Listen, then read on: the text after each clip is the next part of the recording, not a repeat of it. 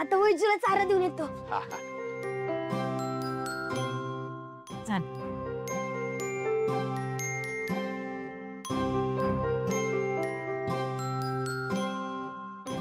आता जास्त काम करू नको, आराम करा. झालं रे बा.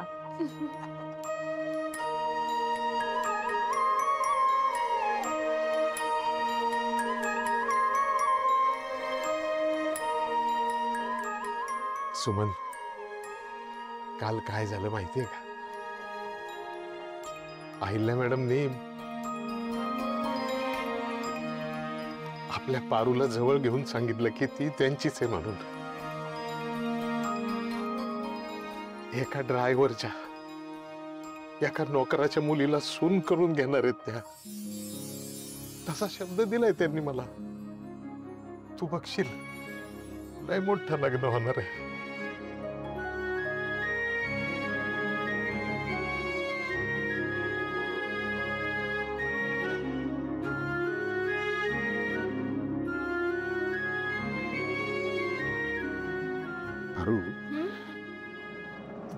मी तुला काही बाई बोललो, त्याच्याबद्दल ना मला माफ कर.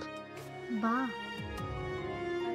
काय आहे की मी काय करणार ना दुसरं. त्या वक्ताला मला जे वाटलं ते मी केलं. बा तू पुन्हा पुन्हा तेच उगाळू नकोस. हे बघ, झालं गेलं आपण विसरून जाऊ आणि आता छान राहू.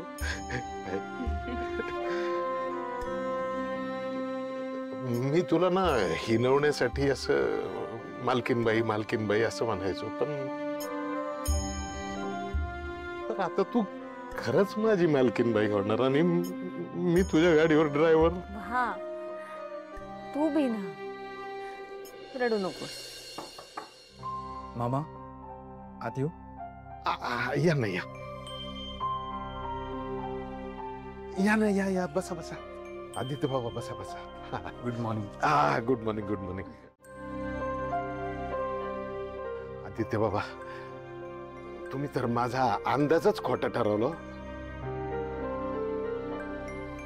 तुमच्या समोर मी हरलो याचं मला समाधान आहे. मला माफ करा. मी तुम्हाला फार वाईट साईड बोललो, तुमच्याशी वाईट वागलो. पण तुम्ही केवढं मोठं धाडस केलं. नाही, मला कौतुक आहे तुमचं. तुम्ही माझ्या पारूचा स्वीकार केलात. मला आणखी काय पाहिजे? आता मला मरण आलं ना तरी चालणार. बा काय चाललंय रे तुझं? चांगलं झालं असताना सुद्धा तू वाईट का बोलतोस? काय नाही ग मामा, जरा पारू सोबत बोलायचं होतं. तुमची परवानगी असेल तर मी प्लीज तिला. अहो, परवानगी कसली मागताय?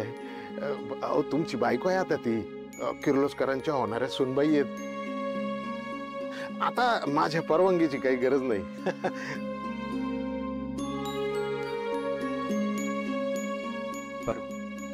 एवढे दागिने पुरतील ना?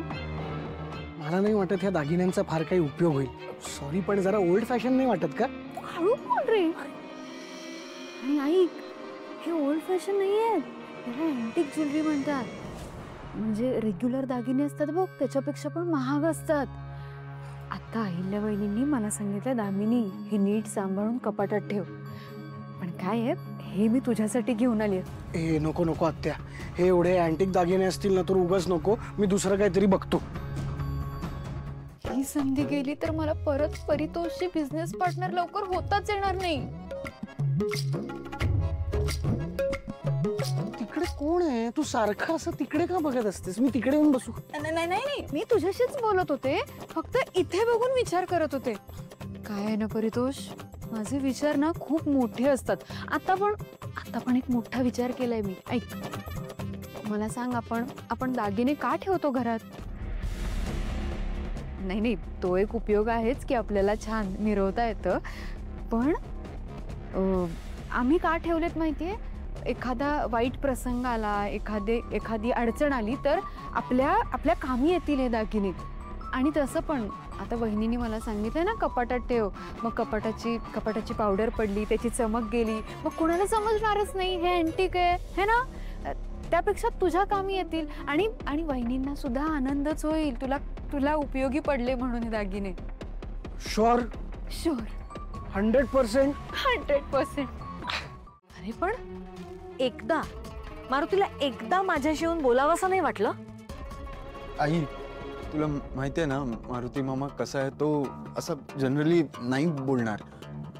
आणि म्हणजे ठीक आहे, जे झालं ते झालं, पण आता त्यांना आपण परत आणायला हवं ना, आणि ते तूच करू शकतेस.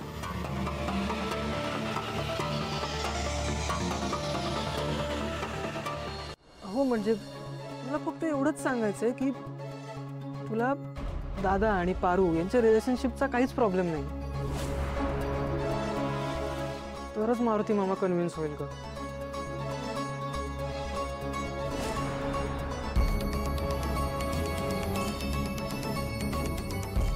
आदित्य एक काम कर, आत्ताच्या आत्ता पारू मारुतीला घेऊन ये इकडे. आई खरंच? हो घेऊन ये. नक्की? नक्की जा, लगेच जा. चल चल चल चल चल.